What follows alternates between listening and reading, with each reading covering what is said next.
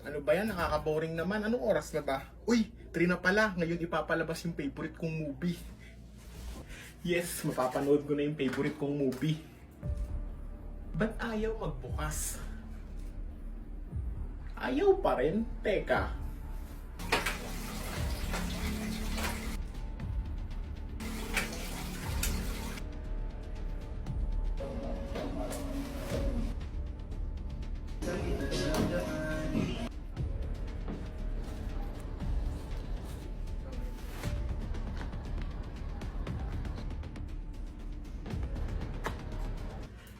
Ba't ayaw magbukas? Ano ba yan eh?